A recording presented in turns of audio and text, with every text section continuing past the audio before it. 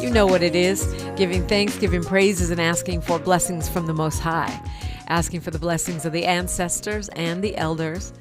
And let's go. Let's bless this mic. We got things to do and things to talk about. Man, today, this week, I think maybe it's because I was born in Mercury retrograde that, you know, while everyone else is crashing into trees, I'm crashing into trees and having fun. I don't know what that is, but hope you'll join me in this momentum. We have a great week ahead. I mean, we've got some incredible guests on deck today and all week long. Yeah, shout out to Asha Jordan, Miles Lowe, and myself. Remember Snoop Dogg said, I like to thank me. I like to thank me for getting up every day and talking on this mic to you. Anyway, what is wrong with her? Nothing. I'm just happy to be here. So hour one, we typically look local. What's going on the Pacific Ocean side of town. Hour two, we go national, international, and beyond. And in the third hour, we do a deep dive on a hot topic, a person or persons of interest. And then all the time, you're invited to call. On topic, off topic, on board, off the deep end.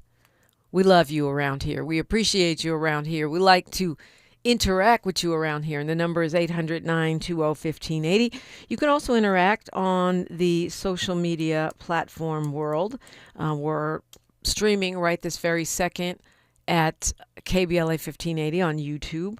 We are available on all the social media outlets at KBLA 1580, KBLA 1580. And then you can find me at DiPrima Radio, DIPRIMA, and then radio. So all good to keep the conversation going when we're on and off the air. Right now, starting off the day on a high note with my friend and colleague. She's the host of This Is Not a Drill Saturday mornings on KBLA. She's one of the best mamas I know, a mother of three. I mean, I wish we could all make it look so easy. She's a professor at Cal State Los Angeles, Pan-African Studies, former chair of that department, and the director of Black Lives Matter Grassroots, Dr. Melina Abdullah. Good morning. Good morning, Sister Dominique. Thank you for that. I needed that reminder because the kids were getting on my nerves the last couple of days. Yeah, I don't know. You know, you just have that mama energy. Little kids that don't even know you come running over to you and want you to hold them and walk around with them, and kids listen to you. If my kid wasn't already 19, I would send them over there and see, you know, if some of that can rub off. Well, you know, my kid is 18, and I still send them over to you. So thank you for being a great auntie. Honored to be so. So, man, bad news and good news, and good news and bad news. The good news is 12-year anniversary. What I'm still just really buzzing from that convening that you did. It was really inspiring.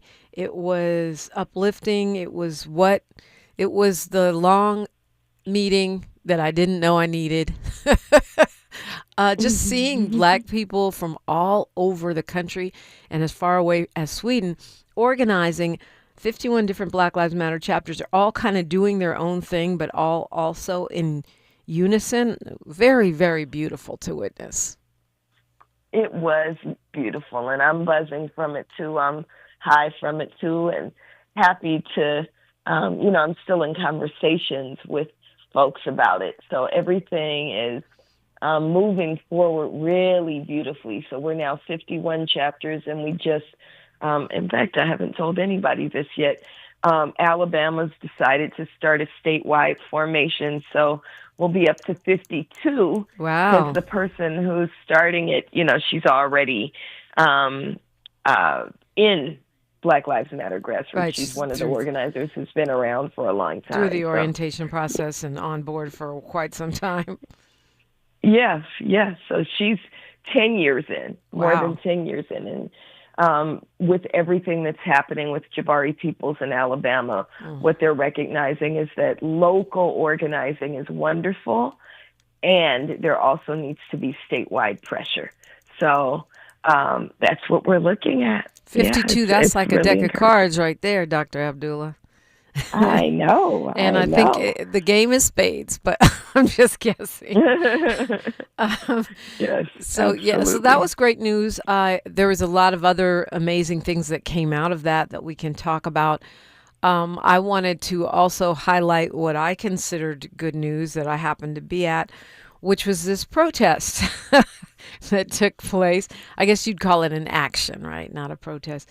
That took place at the pseudo mansion, not really a mansion, the McMansion that was purchased by the Global Network Foundation, the folks that stole the money and platforms from the real Black Lives Matter. And well, you want to talk about it? I was there, so I could do the play-by-play, but you're the director, so I think I'll let you tell it. Well, I thought it was really important. I'll call it the big house, right? Just like you're stupid. You get it. It's the big house. The action was something that was visioned by one of our core organizers in BLMLA, and everybody, all of your listeners know that Black Lives Matter Grassroots, which is the boots on the ground, the original formation of Black Lives Matter, which began right here in Los Angeles, July 13th, 2013, in response to the acquittal of George Zimmerman for the murder of our collective son, Trayvon Martin, right? We started as boots on the ground, as regular mamas and babas and bus drivers and educators and retired folks who said that we're not going to let them kill our people and it go unanswered. We're going to end state-sanctioned violence. And in 2020, resources poured in. It was wonderful to have the work have dollars behind it. It allows us to do a lot more. And what do they say? More money, more problems. What happened is a band of thieves set their eyes on the resources that Black Lives Matter Grassroots had, and they were able to steal the dollars and the platforms. And they used it and are using it, because it's still going on, to line their own pockets. So we're talking hundreds of millions of dollars. One of the things that they did with that money is they bought a $6.2 million big house in Studio City, where families are not allowed inside, right? Where those who are actually on the streets, on the front lines, fighting police violence, have never been allowed to organize in. It's not used for the good of the community. What we learned last Sunday is that they seem to be living there themselves. And, one of our organizers here in LA said, as long as we have these dozens and dozens, really, I think there was more than 80 folks from 51 chapters around the world in town, we're convening at the Center for Black Power, which is what Black Lives Matter Los Angeles did with the money that we received. We bought a building on the corner of Crenshaw and 43rd Place that's open to Black community, that right now has Black young people in there learning how to organize in schools and organize for youth justice. Let's contrast that with the big house that they bought, and let's not let it go unanswered. Let's go and protest them. And so we did, and we went and we said, simply, these are thieves, to let the community know who they are, but also to invite them to give us our money, our resources, our platforms back. And there were at least 7 justice families with us. The most powerful piece of that action to me was when the father of Andrew Joseph III, Andrew Joseph Jr., began to chant, "We want our S back. We want our S back." And you could feel it with his whole spirit. We want our stuff back, because with those things that they are stealing, we could be actually winning Black power. Yeah, so I wanted to highlight that, because there's been some mis and disinformation. We won't go too deep into that, but some little liars are saying, we stormed the building and all this other dumb stuff. I was there. It's all on videotape. In fact, I think it's on the Black Lives Matter Grassroots YouTube and stuff. I was there. I said there was no storming going on. It was a regular bunch of people going up and saying we want our stuff back. And justice families is what you call people whose loved ones have been murdered by police or otherwise, gravely harmed by police. Right. And so we went and we rang the doorbell and we said we want our stuff back. And then we, put up some flyers. We went around and, flyered, and then we went back and we celebrated Baba Keeley's birthday and Kim Holmes' birthday and Black Lives Matter's birthday. So there was no storming, but there was, I don't believe that thieves and liars and really people who are profiting from the death of Black people should be allowed to simply sit in a stolen property. I'm laughing because it was weird because we walked up there and we were standing outside the gate. People were chanting, people were talking on the live, and then the gate opened and it was kind of eerie. It was like, whoa, is this a setup? Like, it was like, the scary movies where if you go in, the gate's going to lock behind you and then the monster is going to come. Everyone was kind of like, do we go in or not? Yeah, so really the opposite of storming. We were like, should we go? Well, it opened, and we tried to get it on video. It opened on its own. Right. It's the front door. Yeah. It was, the gate in front of like, a gated driveway kind of thing. That gate just opens, and then we're like, uh-oh. And then we went in anyway. Knock on the door and leave, and when nobody there, or if they were hiding. So nobody, there was no interaction with any actual resident. But I guess the spirit was disturbed.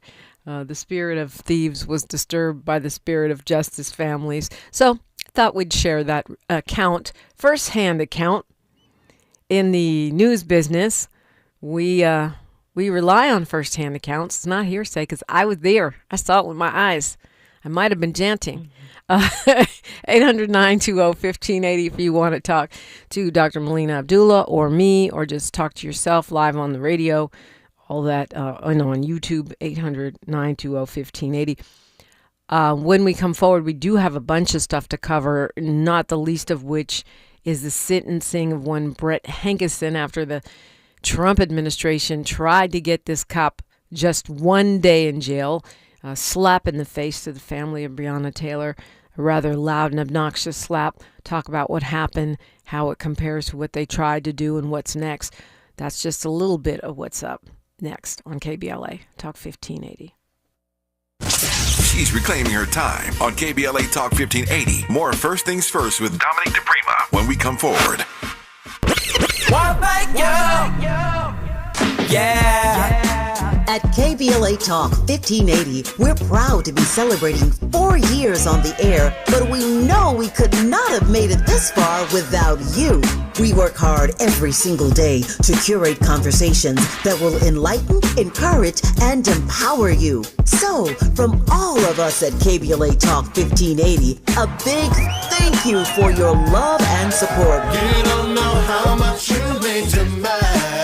And by the way, if your smartphone did not update automatically, be sure to download our brand new KBLA 1580 app. We think you'll love all the new features, including new ways to send us photos and video in real time. Whenever news breaks, while we're on the air, it's a new dawn, a new day for KBLA Talk 1580. And we're glad you're on this journey with us. You never turned away, you were right there. Thank you, thank you. Hey, Mom, I've been meaning to talk to you about some new COVID information I saw online. Uh-huh. I read that Black folks like us with certain conditions like diabetes, heart disease, mental health conditions, or being 50 and older, like you, are at high risk. Boy, you sound like a commercial. I'm just saying. I know you love your ginger teas and essential oils, but remember, there are treatment options for COVID-19. I promise if I get sick again, I'll call my doctor to ask about my options. Visit WeTalkWeRise.com to learn more. Brought to you by Pfizer. Want to extend that barbershop shave at home? Try Gillette Skin Guard, designed specifically for men who battle shaving irritation. With this irritation defense bar, 2 comfort blades, and a touch of aloe, it helps avoid shaving bumps and irritation, leaving me looking my best. I find it perfect for when I need a clean, fresh look, especially between barber visits. Tailored for black men, it's easy to use and offers the comfort my skin deserves. Stay confident between cuts with Gillette Skin Guard. We've got a lot to talk about. Hi, I'm Zoe Williams, aka the Voice of Reason, encouraging you to join me weekdays from 7 to 9 p.m. for the world's most intriguing relationship radio roundtable. Every night, I facilitate and encourage our loyal listeners to participate in the most engaging relationship discussions you'll hear anywhere. So make it a point to rendezvous with me, Zoe Williams, the Voice of Reason, Monday through Friday, 7 to 9 p.m. Pacific Standard Time. Trust me, your relationships will never be the same. The VOR is on fire tonight. Unapologetically progressive. KBLA Talk 1580. We've got your black. Your ancestors' favorite radio station, and your favorite morning show host. Let's get back to Dominique DiPrima right now. Right now, indeed. We're talking with Dr. Melina Abdullah. And yes, Molly Bell, of course, we're remembering Malcolm Jamal Warner, a.k.a. Theo. Rest in peace. Terribly sad episode. He apparently died in a drowning on a family vacation. Pulled under by current, and we're going to be paying tribute to him in the final hour of the show. We have Jill Monroe and maybe some other special guests joining us. We'll see who hops on, but we definitely want to pay tribute to him. Just a really rare talent, and I think very underrated, even though very famous. So yes, we are definitely loving up on Malcolm Jamal Warner and his family. And we'll dedicate our final hour to that. Yeah, go ahead, Dr. Melina Abdullah. Yeah, a rare talent, but also just a kind and genuine heart. He wasn't, I wasn't close to him, but I've had the privilege of sharing space with him several times. And he was just a genuine, authentic human being. And it's so rare, and saw such beauty in life, and was so immersed in just kind of living the way I think the Creator wanted him to live, right? As an artist, as, of course, Theo, but also a musician and a poet and a lover of human beings, especially Black people. So, he was, what a blessing he was to this world. Absolutely. And I know people are in their feelings in all kinds of ways, because not only is he an artist, for many people represents sort of part of, their growing up, their childhood, their understanding of what Black families are, especially within the context of pop culture, et cetera, et cetera. So you're always welcome to call and share those thoughts and feelings.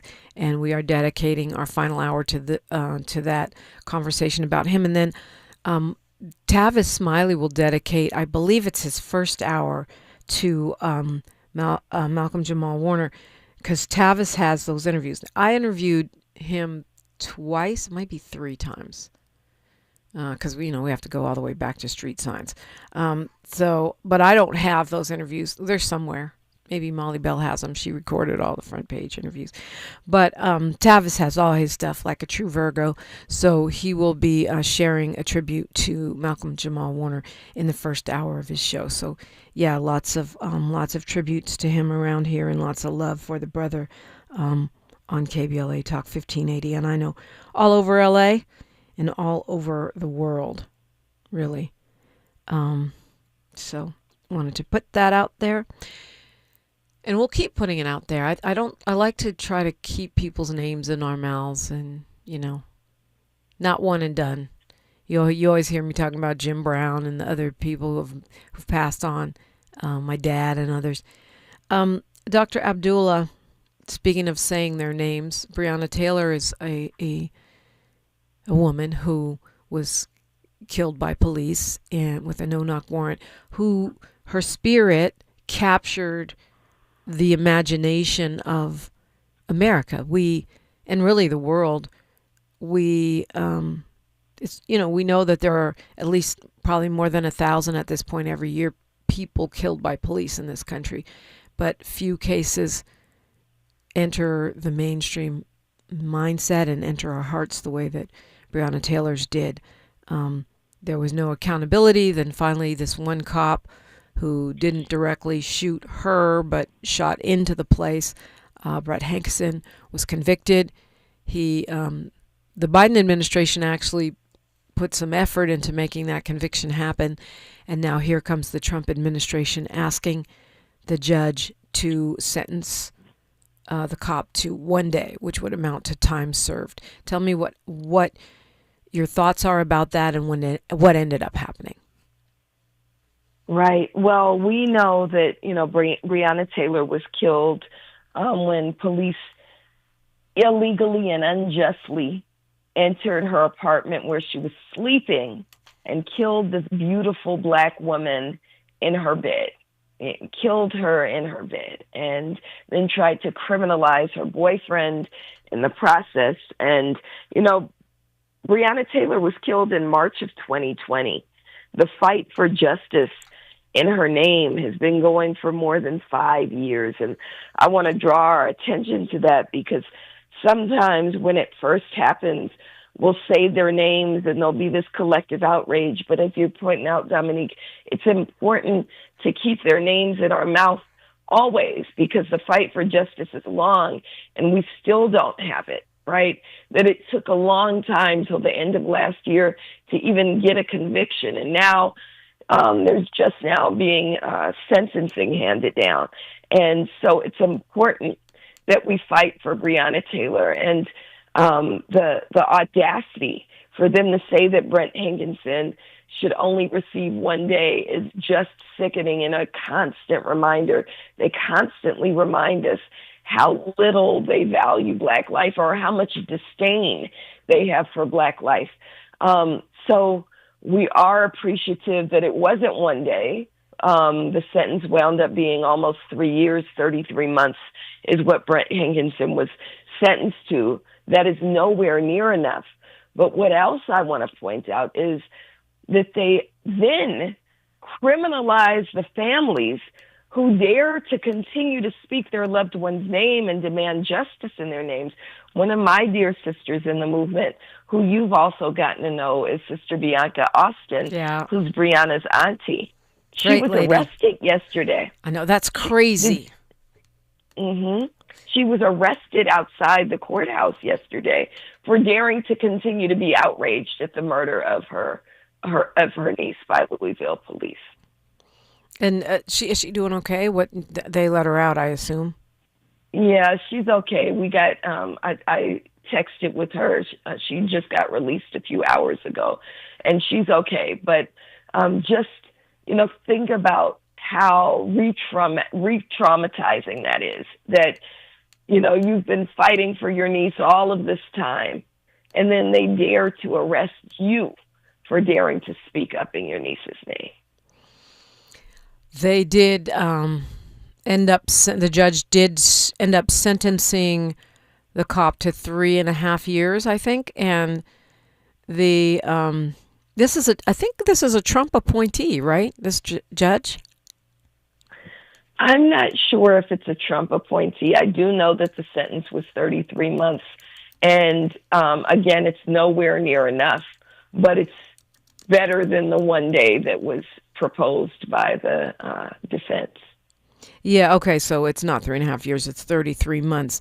That we could still see a pardon, right, from the Trump administration.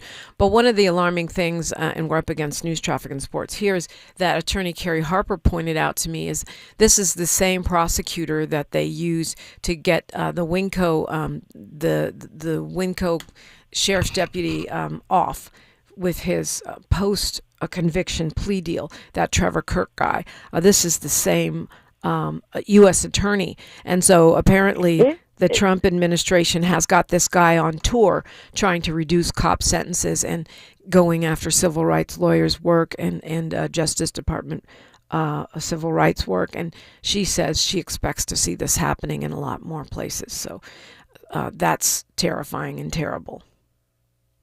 I didn't realize that his name is Bill Asaley, and he is a devil. Yeah, actually, it's the guy working under him. I can't remember his name, but Okay. it's terrible. And apparently, Bill Asaley is the one, to your point, who set this playbook in motion. So this is episode 2 of Clear a Cop, who's already been convicted by the Trump administration. You're listening to KBLA Talk 1580. More of First Things First with Dominique DiPrima when we come forward. I'm Bree Wood with BIN News Now. Ex-Louisville, Kentucky police officer Brett Hankison has been sentenced to nearly 3 years in prison for violating Breonna Taylor's civil rights. Judge Rebecca Grady Jennings rejected the DOJ's one-day sentence request, calling it too lenient for the 2020 botched raid. A black father of 20 was shot and killed early Saturday near Atlanta's Greyhound Station. 44-year-old D'Anthony Reeves had returned to retrieve his bike when someone opened fire. The shooting happened just after 5 a.m. near the intersection of Forsyth and Garnet Streets. His family remembers him as a loving, lively presence. Police are still investigating. And black Olympic gold medalist and former HBCU track athlete Randolph Ross is back on the track after a 3-year doping suspension. The former North Carolina A&T University star quietly returned at an international meet in France, racing the 400 meters. Get BIN News Now on demand 24/7 on the iHeartRadio app. Compassion sponsorship means food, healthcare, education, and more for a child in poverty. And there are thousands of kids who've been waiting over a year and their wait. Sponsor a child with compassion today. Text the word radio to 83393. This is the KBLA Sports Minute with Ray Richardson. The Dodgers snapped a 3-game losing streak last night. They beat Minnesota 5-1 at Dodger Stadium. The Dodgers got 2 home runs from catcher Will Smith and 1 by Shohei Ohtani. Ohtani now has 35 homers this season. The Angels had a 4-0 lead last night in New York against the Mets but couldn't hold it. They lost 7-5. The Angels had chances to put the Mets away. They left 8 men on base. The LA Sparks are back in action tonight after the WNBA All-Star break. They're in Washington, D.C. to take on the Mystics. The Sparks are aiming for their first 3-game winning streak this season. If you're a fan of Southern California rapper Tyler, the Creator, you'll see LeBron in the video promoting his new song, Stop Playing With Me. The song and video dropped on Monday. Also in the video is LeBron's business manager, Maverick Carter. No debates, no speculation, just the info you need. That's your KBLA Sports Minute. I'm Ray Richardson. More news, opinions, and conversation when we come forward on KBLA Talk 1580. All I need is one mic. With the KBLA Talk 1580 guest editorial, I'm Martin Gordon, chair of the Pasadena Community Coalition. Recently, I listened to a Tavis Smiley show conversation with James Farr. At one point, James said something that caught me off guard. Not because it wasn't true, but because it is. Black Altadena is gone. I know it may seem stupid and non-productive, but I stopped in that moment listening to Tavis and James. I broke down and cried. In the back of my mind, I told myself we can bring it back like it was.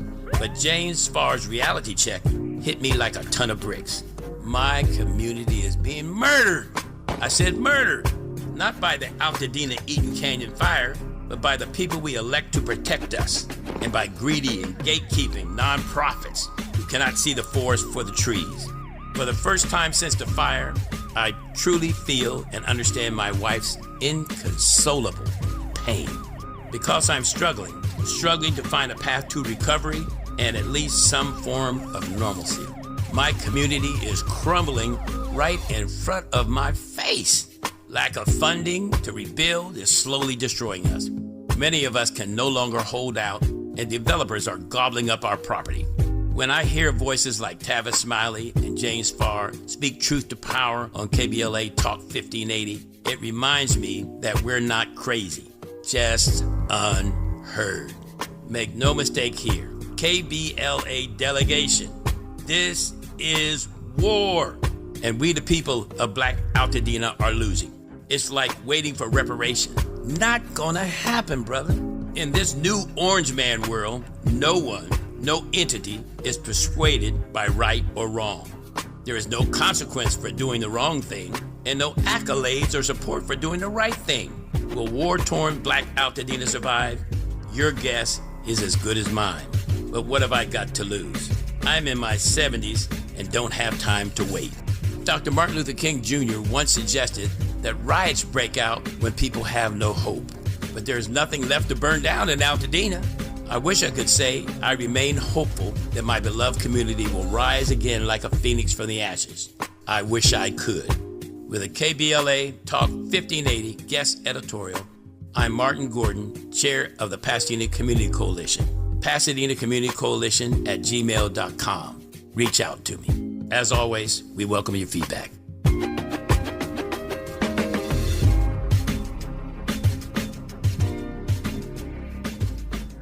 Nearly 7 million Americans aged 65 and older are living with Alzheimer's disease, also known as AD, a type of dementia that affects memory, thinking, and behavior, making everyday tasks challenging. But did you know that Black adults aged 65 and older are twice as likely as white adults to develop AD? There are things you can do to help reduce your risk for developing AD. Managing conditions like diabetes and high blood pressure is crucial. Staying physically active, maintaining social connections, eating a healthy diet, and keeping your mind engaged with activities like reading or puzzles can all contribute to brain health. It's also important to recognize some common signs and symptoms of early AD, such as forgetfulness that causes problems with everyday life, asking the same question a few times in a row, and difficulty concentrating on basic tasks. If you see these signs in yourself or a loved one, don't wait. Early diagnosis and intervention are key to managing AD effectively. To learn more about AD and a potential treatment option, visit treatallzearly.com. That's treatallzearly.com. This message is brought to you by AZI.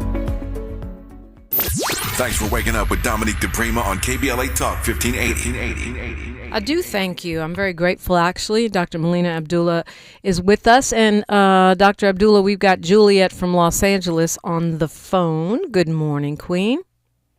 Good morning, and how are you queens doing? And I'm asking for the utmost highest to send an air hug to Malcolm Jamal Warner's family. And I love both of you guys so much because I've talked to you on both of your shows, on both, can't mention the other one stations.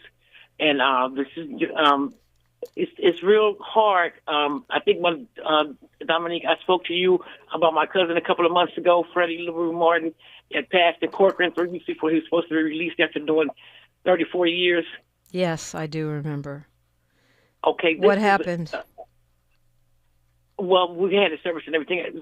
Don't nobody know. He was supposed to come home. He had been there 34 years. Wow. But Dominique and the Dr. Abdullah, there needs to be a call to action for anyone that has people and loved ones in prison. And I'm not trying to be funny. It's just the way it is, that are black. In the county jails and in these prisons, they are overrun and overcrowded, and it's a lot of stuff going on. My son is in there. My nephew, his mother passed after doing 20 years. I don't know if you guys know her, but she was Susan Burton's protege. She's in chapter 29 in Susan's book on page Becoming Miss Burton. Susan wrote about her life and her death, untimely death. She had a brain aneurysm after being out of jail 5 years. From doing 25 years, she was 18 when she went in. I'm trying to be as brief as I possibly can, but I'm asking you guys just to listen and hear me out, please. My son and my nephew are part of the neighborhood that were in a feud in the late 90s and the early 2000s with the F-13s, and a lot of them youngsters got sentenced to a long time. And Iman Barnes was released 2 years ago. It was on the news. He was my nephew. Him and my nephew. He was 15, and my nephew had just turned 17. They gave them boys 50 years, 3 consecutive 50-year sentences. My son is in there, and my nephew is in there, and his mother killed her son's father in 1986. In 1987, she didn't even have to bail out or nothing because they gave her an OR. She was 18. That's when she met Susan and them. And Susan stuck with her and told her when she get out, after doing those 20 years, she was supposed to do 15. She got out. She became Susan's executive director. And for those that are not familiar, Susan Burton is the executive director of A New Way of Life, which is an organization that helps people with reentry when they leave incarceration. Yes, and we also have the organization, All of Us Are None, started by Dorsey Nunn up in 2003 from Cisco for Legal Services for Prisoners of Children. All of them had Mark Ridley, Thomas Jr., Maxine Waters. They had a lot to do with my sister getting released because after 15 years, the governors kept Davis, denied her parole, reversed it, and Schwarzenegger reversed it 3 times, and he finally. Okay, Juliet, I know you're trying to be brief. What the story you're embarking on right now? We would need a whole hour to really sit down and unpack. So I know you're calling on us to do a particular thing, and I want to be clear about what that is. What is it that you're asking Dr. Melina Abdullah and I to do this morning? It needs to be, attention needs to be drawn to this neighborhood from Central Avenue corridor, Compton Avenue, about the Sheriff's Department and the LAPD. My nephew went to court, and it's a lady judge named Lisa Cohen in Norwalk. After all these years, he did a Franklin's brief on his own and got his case sent back, supposed to be going to juvenile court. He went to 17. He sent him to Pelican Bay when he was 18. He's been up in that county jail. I mean, he's been in jail since 2001. He was 17 years old. Yeah, that's terrible. My son almost got killed. That's terrible. And I would love maybe Miles, you can get her number, because I would love to have you on and we do a conversation about some of these, egregiously long sentences that are happening, especially with younger people and some of the issues that you're raising. Dr. Abdullah, I know that Black Lives Matter Grassroots does have a couple of prison chapters. So what would you say to her call, Juliet's call, to have more attention brought to this particular region? Right. Well, when she's pointing out the injustices of the LA County Sheriff's Department and the LAPD, we want to uplift the tremendous work of Cerise Castle in exposing LA Sheriff's Department gangs. We know a lot of young men have been set up by these deputy gangs, by these police gangs and sheriff's gangs. And we know that there are folks like Jay Burton who've been in prison for 30-something years now framed by LA County Sheriff's gangs.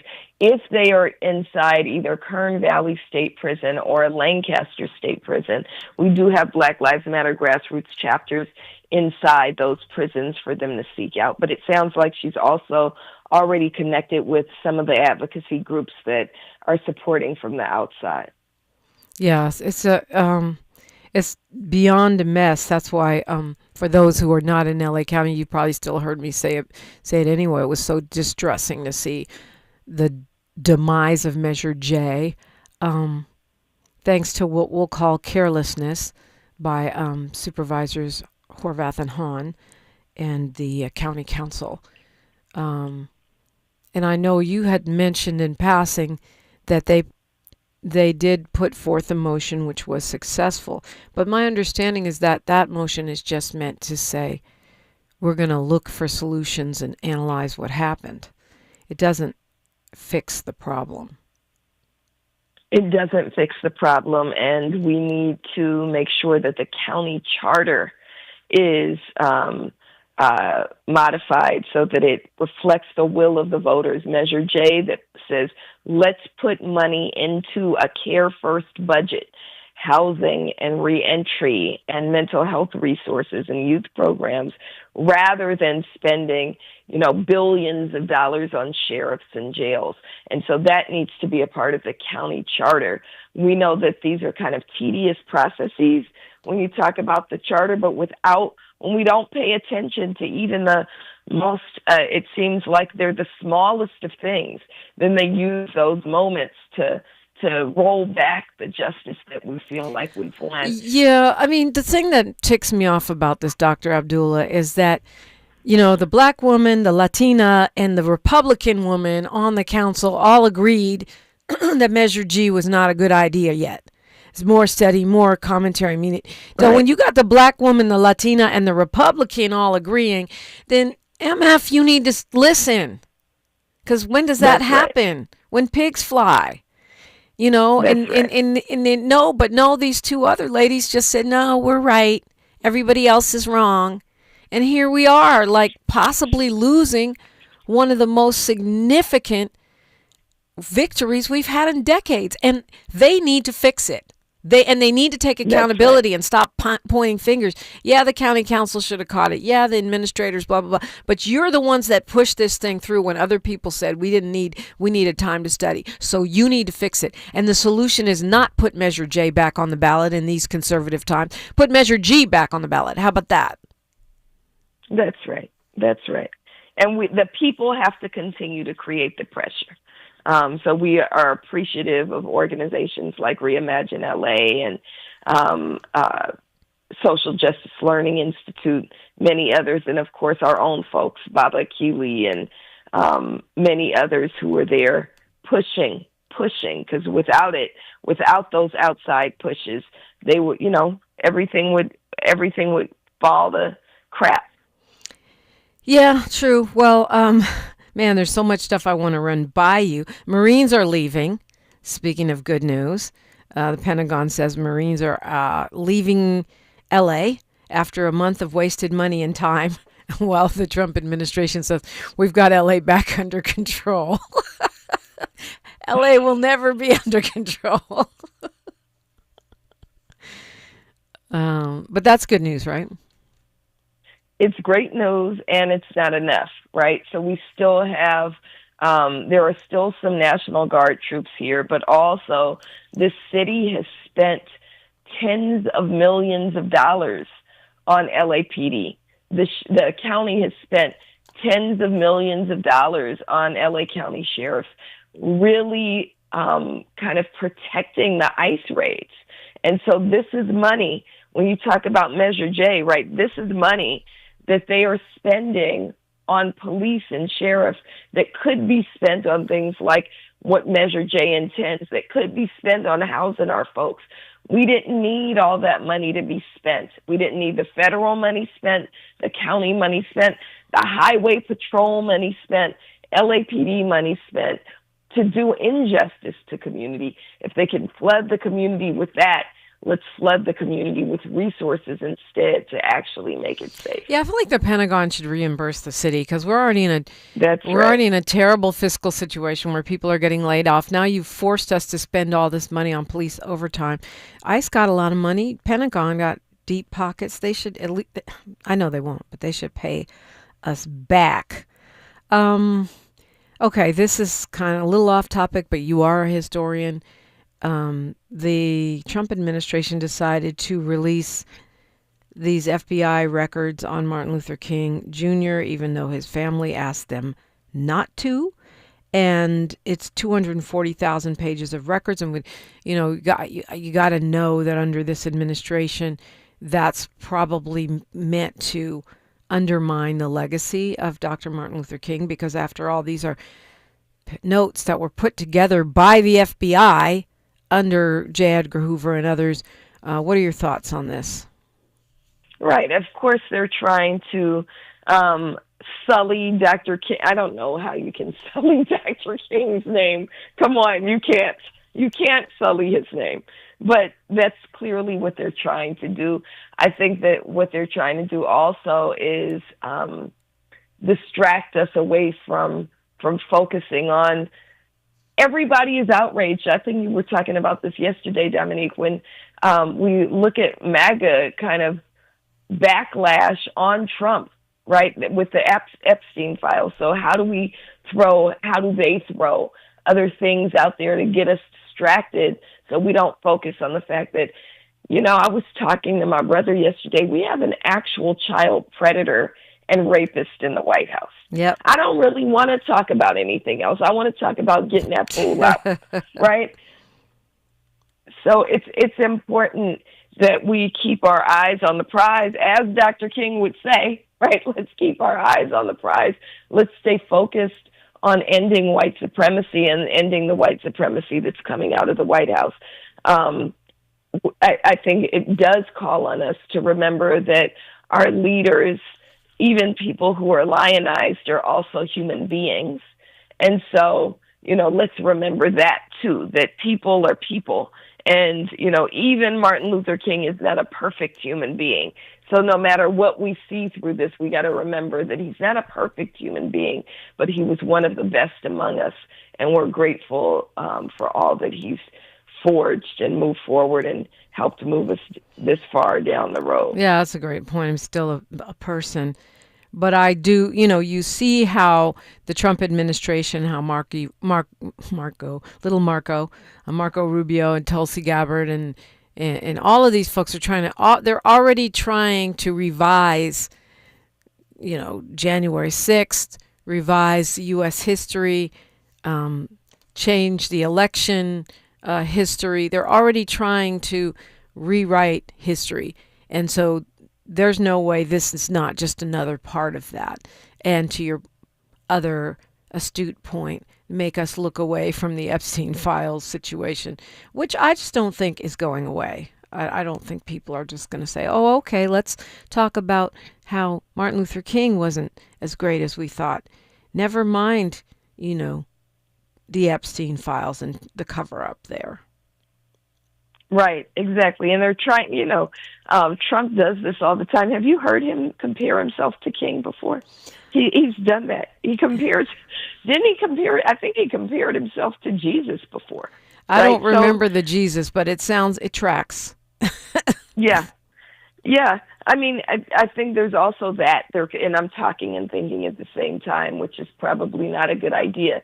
But this is also part of it. He's flawed, I'm flawed. No, right. No, it's not the same thing. It's not the same thing. He was not a child rapist. And, I think that we need to remember what he's trying to do, and we won't be distracted. But also, I do want us to reexamine also how we look at organizing and leadership. I've always been of the mindset that when we talk about Martin Luther King, that one, we remember that Martin Luther King, by the end of his life, was a radical who believed in the end of predatory capitalism, right? Who asked whether or not we need to move towards democratic socialism. Number two, we need to remember that Martin Luther King was not organizing alone. He was not a messiah. He was a beautiful, powerful, wonderful, courageous human being who is, again, the best among us. And there was also an Ella Baker.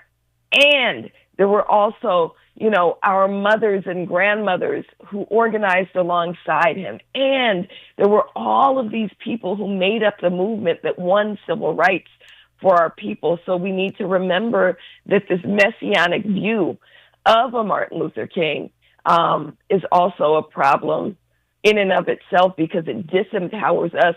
It puts us to sleep. It makes us think that we need to wait for another Martin Luther King. And he wrote about why we can't wait.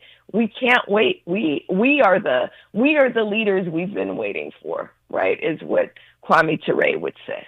Dr. Melina Abdullah is joining me, and you're welcome in always, 800-920-1580. I'm Dominique DiPrima, and this right here, KBLA Talk 1580. The station you turn to when you've had it up to gear with cultural incompetence. KBLA Talk 1580.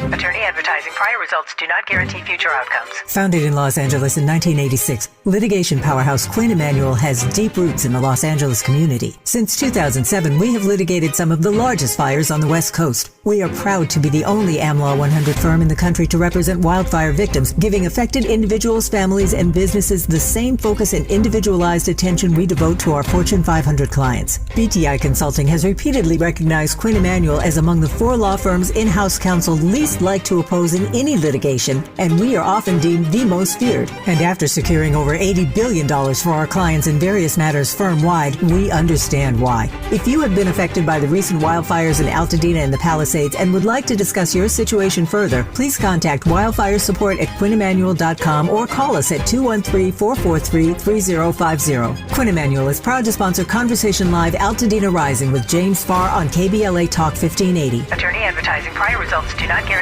future outcomes. Hear that? That's the sound of your life. Perfectly imperfect. Beating in rhythm to the world you've created. But every time you drive after drinking, the music gets drowned out. Your life sounds pretty great. Don't let a buzz ruin it. Buzz driving is drunk driving. Don't drive buzzed. A message from NHTSA and the Ad Council. KBLA Talk 1580.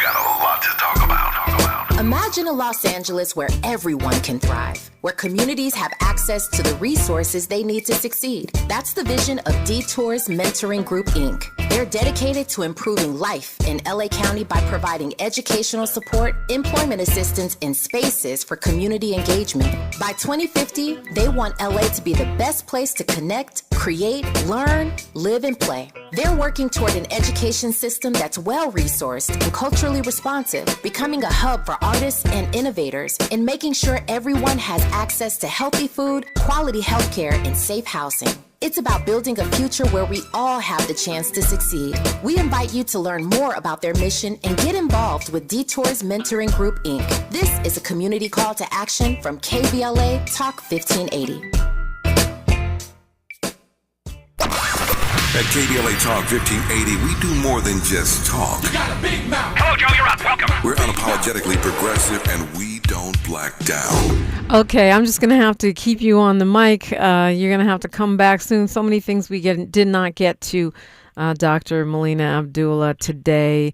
Massive a letter from a bunch of different countries around condemning Gaza. LAPD, McDonald making moves, including promoting Imada Tingarides, who was many thought would be in his position. The Trump administration continuing to do terrible things in the law enforcement space. All these ICE stories that I was hoping we would get to, but we just have a few minutes left today, so you'll have to come back, and I think I would defer to you about how you want to spend those last few minutes with all these things. Sure. Well,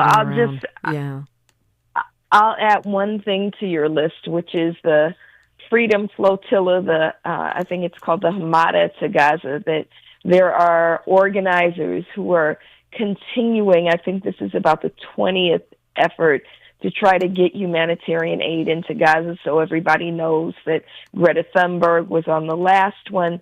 My friend and brother, Chris Smalls, the founder of the Amazon Labor Union, is on this one, and they're trying desperately to get food aid into Gaza. We're talking about hundreds of thousands of people who are starving to death in Palestine and trapped. Imagine being bombed, being starved, and being trapped in this area where they're being starved. They're not allowed to flee. And it's just, if we think too long, you will not be able to not cry for Gaza. So don't turn your eyes away. Don't divert your gaze just because it's been a while, right? We have to demand a free Palestine and still be willing to say and organize for a free Palestine. I want to lift up other good news. So in a way, that's good news that people are continuing to organize and put their bodies on the line. I want to lift up more good news that our young people are organizing themselves. Students Deserve, which is our partner organization for young people, just started their freedom school. And so young people are organizing to keep the Black in BSAP, to make sure we continue to have funding for Black students in LAUSD. So that's really exciting. And they'll be joining us on Wednesday. So they'll join us on Wednesday for our every week demonstration in front of the Hall of Injustice, where we say Nathan Hockman must go, and we want to make sure that we end the unjust power of police associations, which are not unions, and they bully and bribe elected officials. They pilfer the public purse, and they cape for even the most unjust and brutal of police. So join us on Wednesday at 211 West Temple, and bring the young people in your life with you. It'll be a good time. And then, of course, we want to remind folks that Black Lives Matter Grassroots is Black Lives Matter, as you've taught us to say succinctly, Dominique. Black Lives Matter Grassroots is Black Lives Matter. So folks can follow us at BLM Grassroots on all social media. And if they go to blmgrassroots.org, there's also our 2024 action report that shows all of the really powerful work that's moving around the country and around the world. And so we hope folks will plug in there. Yeah, that's a lot of great stuff. Thank you, Dr. Melina Abdullah. And of course, they can listen to you on Saturday morning right here. Yes. Thank you so much. Saturday morning, This Is Not a Drill. Oh, man, we didn't get our Prince song in. Don't worry, we'll play 2 next time you come. Okay. Jasmine Canick joins me next hour, and you are always invited in. Right now, it's news, traffic, and sports, only on KBLA Talk 1580. KBLA 1580 Santa Monica. I'm Bree Wood with BIN News Now. Ex-Louisville, Kentucky police officer Brett Hankison has been sentenced to nearly 3 years in prison for violating Breonna Taylor